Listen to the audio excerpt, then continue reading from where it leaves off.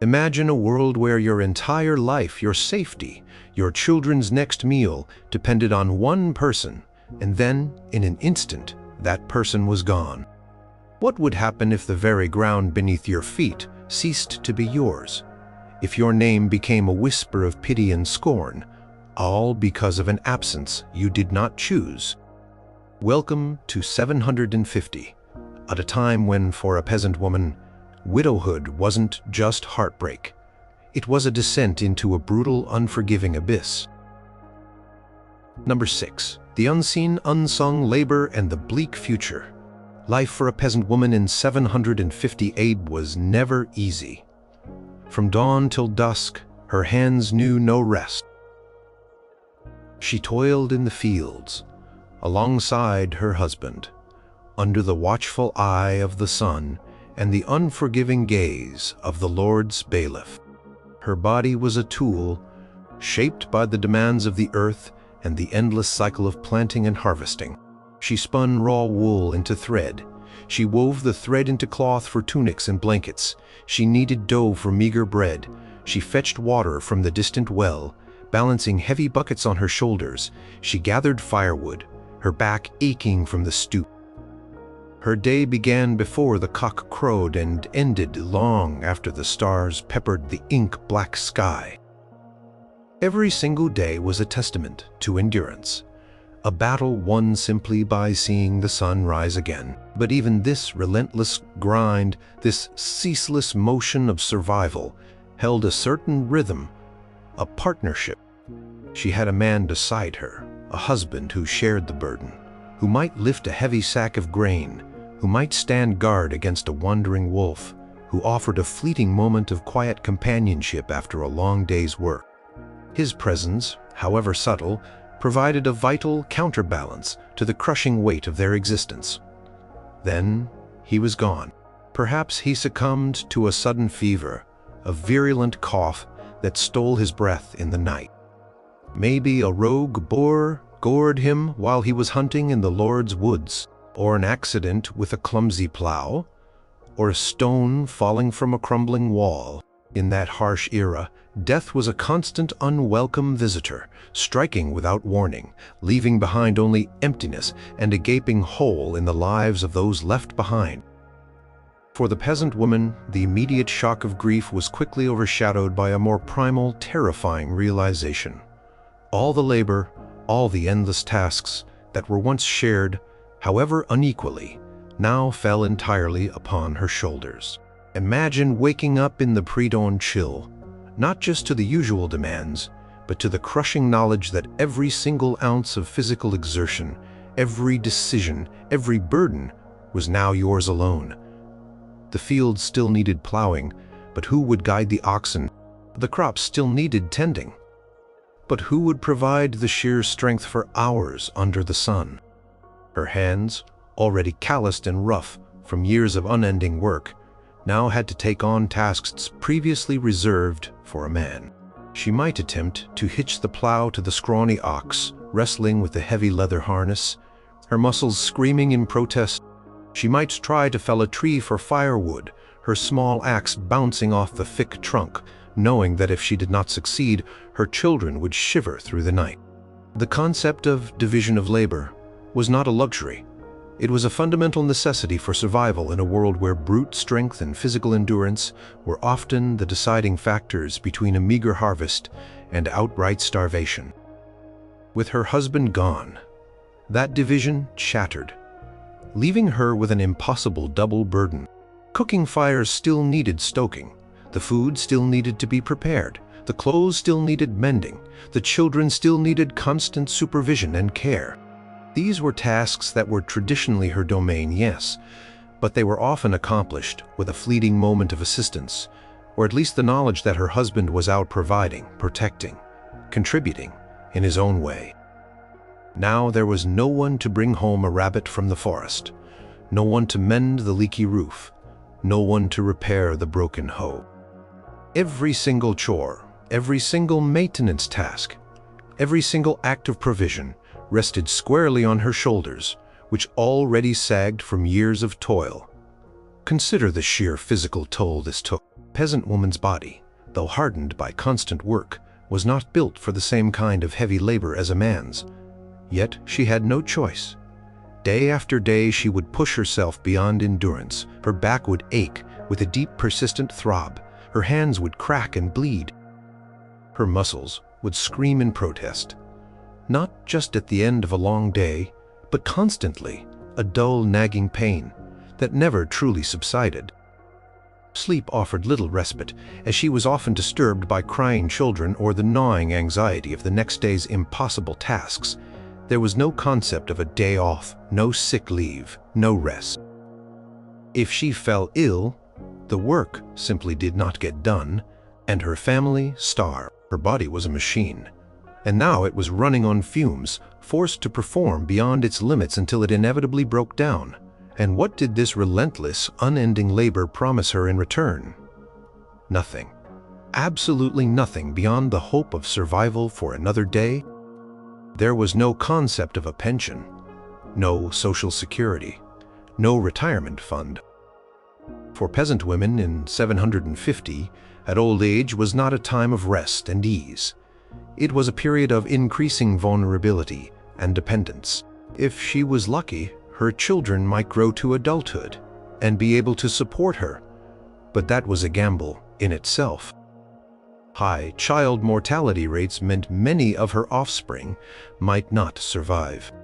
If her children did make it, they too would be struggling to survive, often with their own families, and might have little to spare for an aging, frail mother. The specter of an impoverished old age loomed large, a bleak and terrifying prospect. She might become a burden on her children, or worse, be left to fend for herself, dependent on the sporadic charity of neighbors or the scraps from the Lord's table. Imagine working every single day of your life from childhood until your body gave out with no prospect of a comfortable twilight.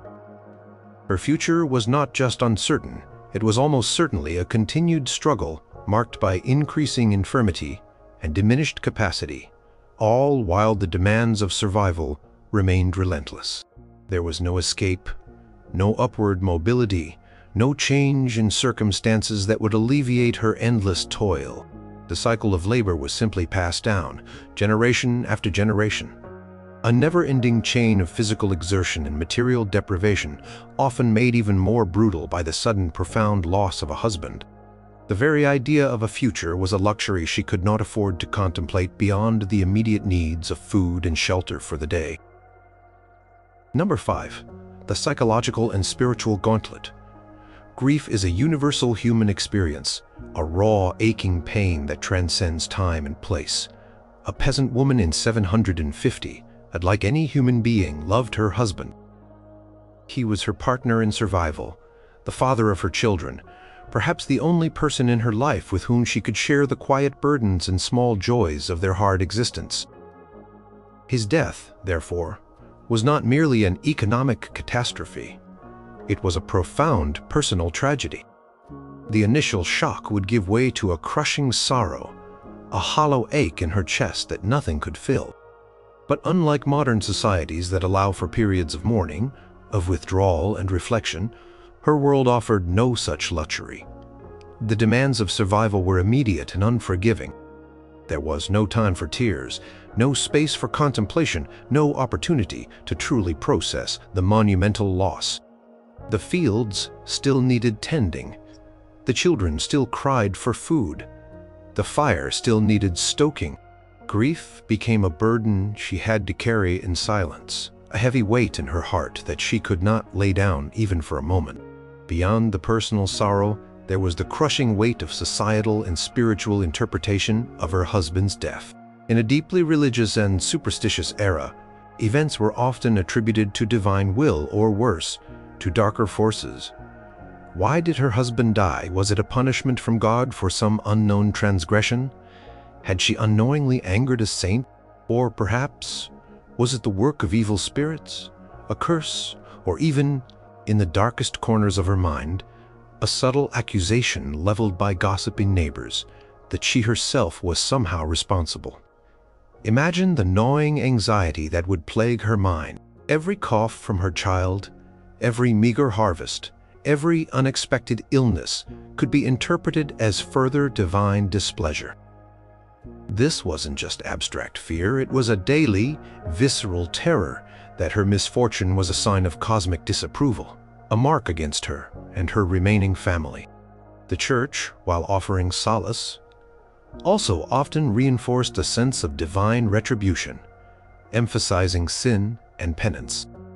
She might redouble her prayers, attend Mass more fervently, try to find comfort in rituals, but the question of why would relentlessly echo in her mind, amplifying her already immense suffering.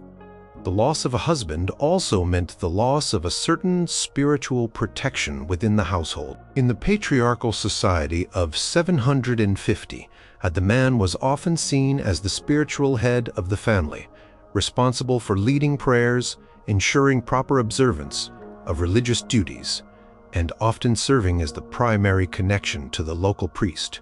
Were she adequately perform the necessary rituals, would her prayers be as potent? Would God truly hear the pleas of a lone woman, struggling and unprotected? This spiritual insecurity would add another layer to her psychological burden. Isolation was another brutal psychological reality.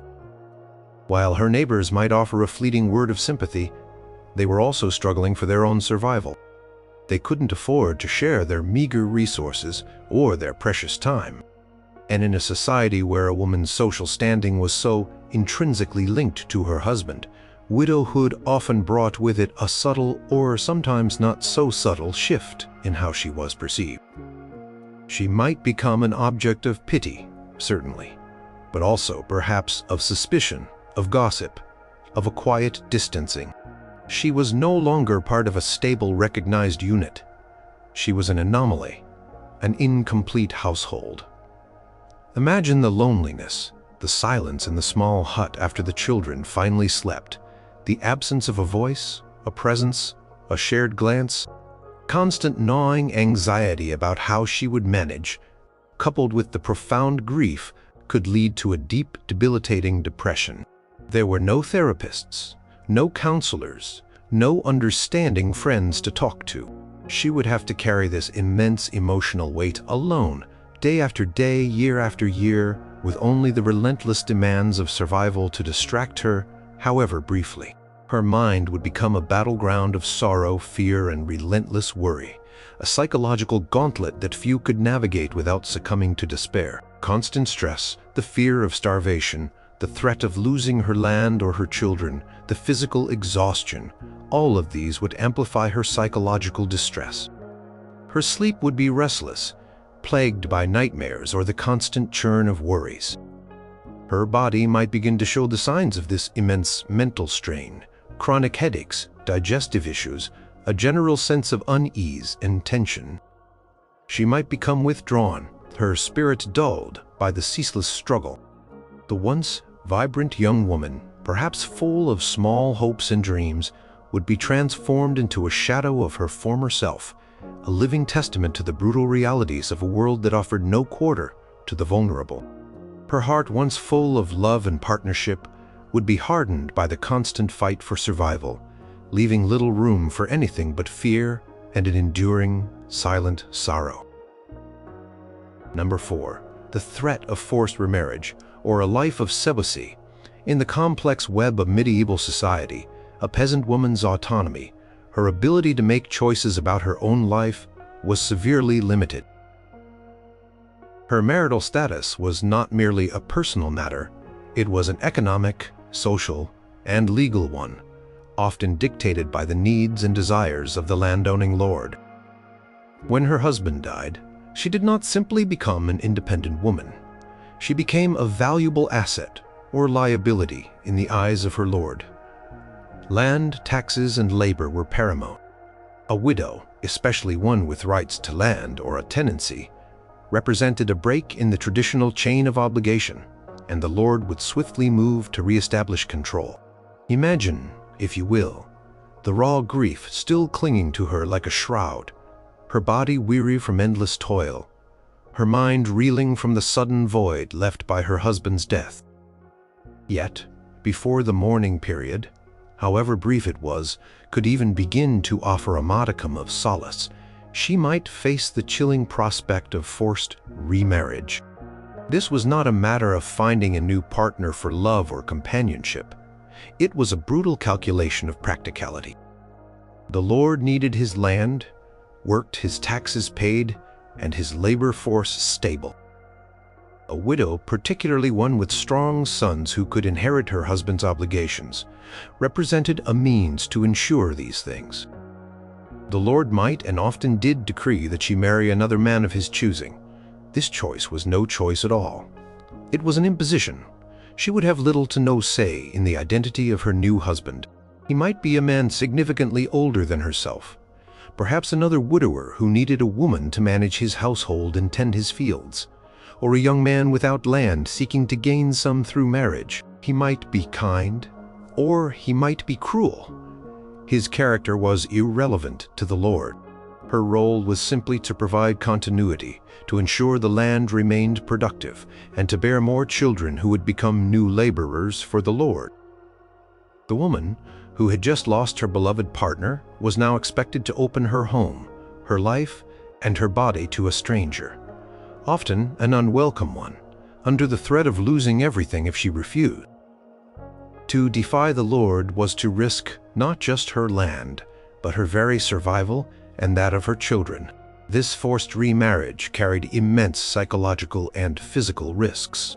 She might be forced into a union with a man who was abusive, a drunkard, or simply profoundly unsuited to her. Her previous experience of marriage, however hard, might have been one of partnership and respect. This new arrangement could be a daily torment. Her autonomy, already fragile, would be completely stripped away. She would move from being mistress of her own small hut to being subservient to a new master, perhaps losing even the limited authority she held within her own domain. Her children from her previous marriage might also suffer under a new, potentially unkind stepfather. The thought of bringing her children into a hostile or dangerous new family dynamic would have been a constant source of dread. On the other hand, if remarriage was not a viable option for the Lord, perhaps she was too old, or had no land, or was simply deemed undesirable as a spouse. She might face the opposite extreme, a life of enforced celibacy and social marginalization.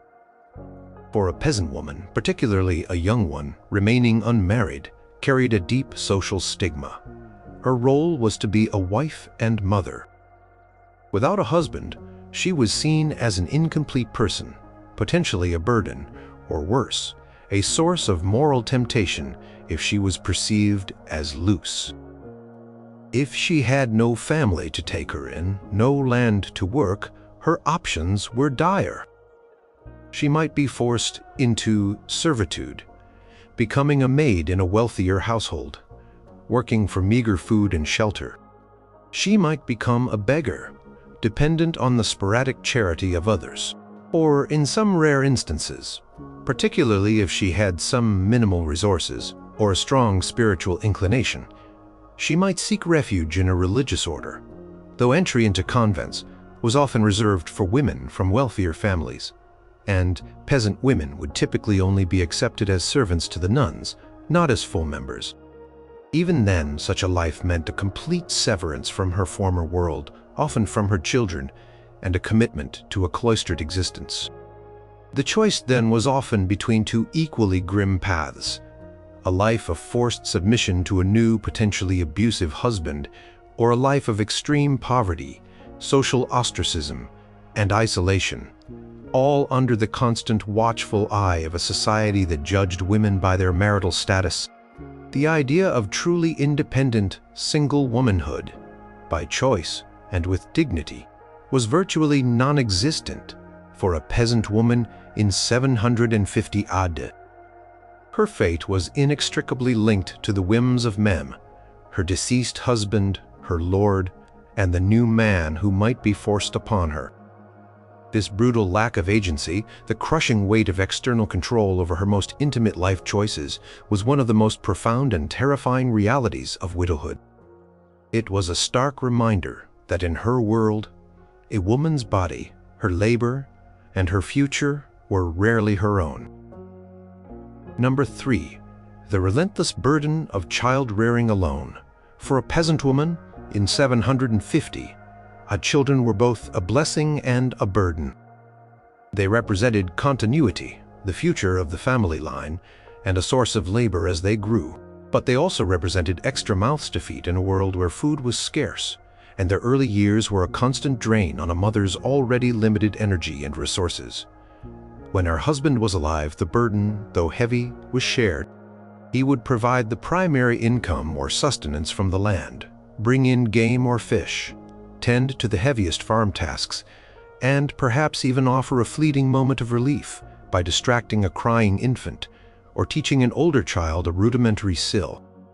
His presence, however small, was a vital support system in the incredibly demanding world of raising a family in a subsistence economy. Then he was gone, and suddenly, the entire weight of nurturing, feeding, protecting, and raising her children fell solely upon her shoulders. Imagine the terror of looking at your hungry children, their small faces expectant, and knowing that every morsel of food, every thread of clothing, every ounce of warmth in the hut now depended entirely on your lone, aching hands. The gnawing fear of starvation, a constant shadow in peasant life, now magnified tenfold.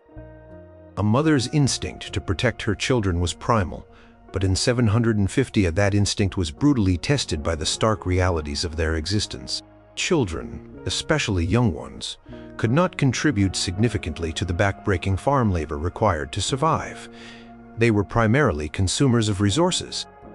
While older children might help with small chores, a young widow would often have infants or toddlers who demanded constant care, feeding, and attention. She would carry a baby strapped to her back as she hoed in the fields, stopping only to suckle her infant under the harsh sun. She would try to soothe a feverish child at night, her own body exhausted, knowing that without proper medicine or care, the child might not survive. Child mortality rates were appallingly high in this era, and for a lone mother, without the extra hands and strength of a husband, her children were even more vulnerable to disease, malnutrition, and accidents. The agony of watching her children suffer would have been a daily torment. Persistent cough, a bout of diarrhea, a scrape that turned infected, any of these could quickly escalate into a life-threatening crisis. Without the husband's income, however meager, or his direct labor, she might not even be able to afford the tiny additional taxes or offerings required to keep her family in their hut, let alone buy a bit of grain for a sick child. The thought of burying her own child, a tragically common occurrence, would be amplified by the knowledge that she alone was responsible for their survival. And in her own eyes, perhaps, she had failed them. The pressure to secure a future for her offspring was relentless.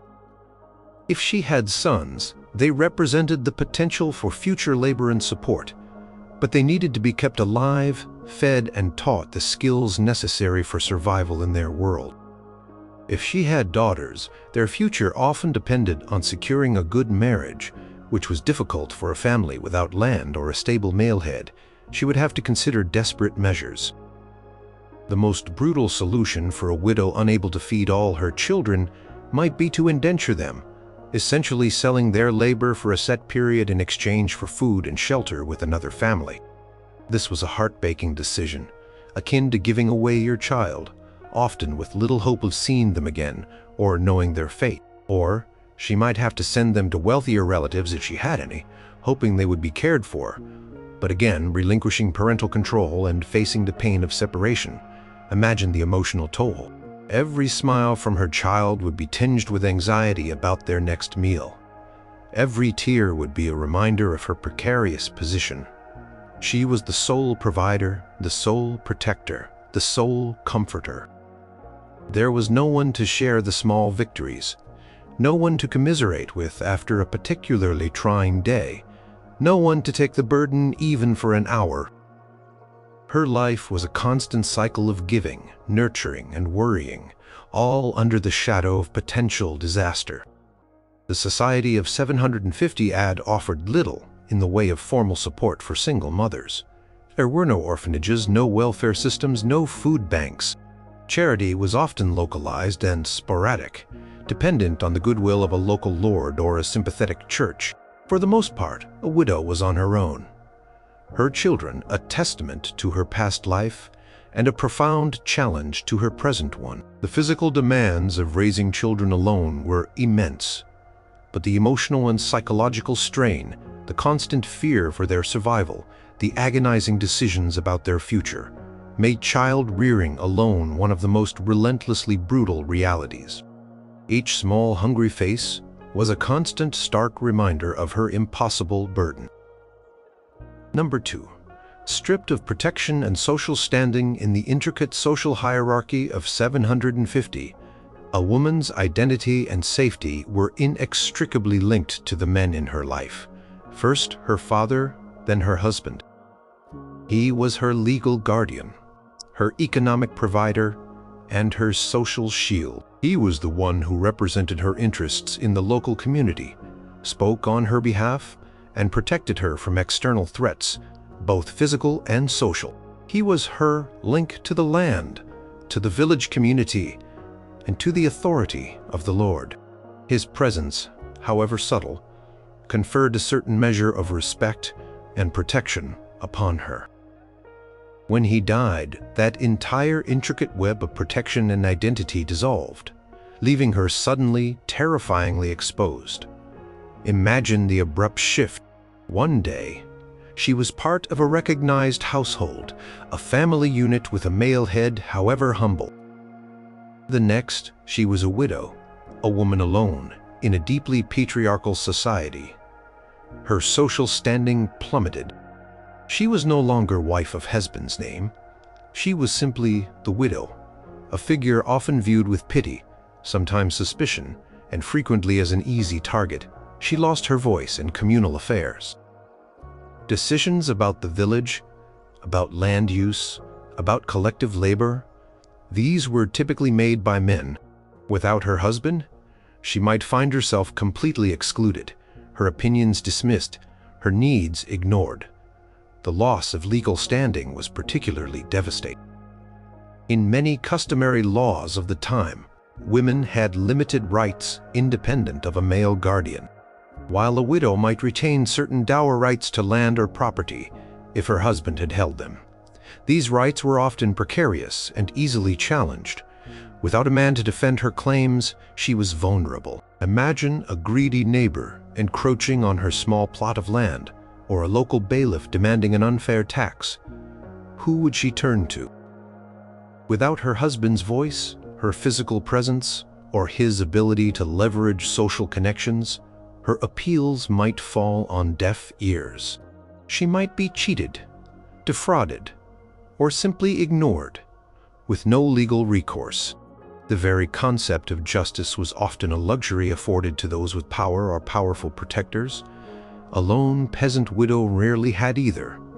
Physical vulnerability was another terrifying reality. A man, even a peasant man, provided a basic level of physical security for his household. He might stand guard against robbers, fend off wild animals, or simply be a deterrent to those who might wish to exploit a lone woman. With him gone, she became an easy target.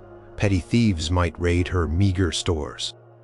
Men from other villages, or even within her own, might harass her, knowing she had no male protector to answer to. In a world where violence was a constant undercurrent, a lone woman was a prime target for exploitation, theft, and even assault. The fear would be a constant companion, especially at night, or when she had to venture outside the perceived safety of her small dwelling. Social isolation and stigma also played a cruel role. While some neighbors might offer fleeting sympathy, others might gossip, attributing her misfortune to some hidden flaw or sin in a tight-knit village community. Reputation was everything. A widow might be seen as a burden, a drain on shared resources, or even as a temptress if she was young and attractive. The village collective, while a source of occasional support, could also be a source of judgment and ostracism. She might find herself excluded from social gatherings. her presence making others uncomfortable, reinforcing her loneliness and sense of being an outsider. The Lord's unpredictable whim, which was always a factor in peasant life, became even more dangerous for a widow. Her husband, as a tenant or serf, owed the Lord labor, taxes, and military service. In return, the Lord offered a degree of protection and the right to work the land. When the husband died, the Lord's interest shifted. He might see the widow as a problem to be solved, an opportunity to consolidate land, or a person to exploit. He might demand increased labor, impose higher taxes, or pressure her into a remarriage that benefited him, not her. She had no recourse, no higher authority to appeal to. Her fate was entirely in his hands, and his hands were often guided by self-interest and power. Imagine living in a world where your very existence felt tenuous, where every interaction was tinged with the awareness that you were no longer protected, no longer quite belonging. Her social standing, once defined by her partnership, was now a fragile, vulnerable thing, constantly under threat. This stripping away of protection and social identity was not just a matter of status. It was a matter of fundamental survival, leaving her adrift in a harsh world where only the strong or the protected truly thrive. The psychological toll of living in such constant vulnerability would have been immense, an unending pressure to simply exist without a vital shield. Number 1. The sudden fall from grace and economic ruin. In the agrarian societies of 750, life was a perpetual struggle for subsistence. Every household was a tiny economic unit teetering on the edge of survival. The family's prosperity, however humble, depended entirely on the labor of its members, primarily the husband, who was the main cultivator of the land and often the sole breadwinner, and the wife, who managed the household and contributed significantly to agricultural tasks. They lived hand to mouth, with no savings, no insurance, no safety net whatsoever. A single bad harvest, a lingering illness, or the death of a single cow could push a family into destitution. The death of the husband, however, was a cataclysmic event, an immediate plunge into profound economic ruin from which recovery was almost impossible. Imagine the sudden brutal shock. One day her husband is there, working the small plot of land, perhaps repairing a tool or negotiating with a neighbor for a share of labor. The next he is gone. And with his last breath, the family's entire economic foundation collapses.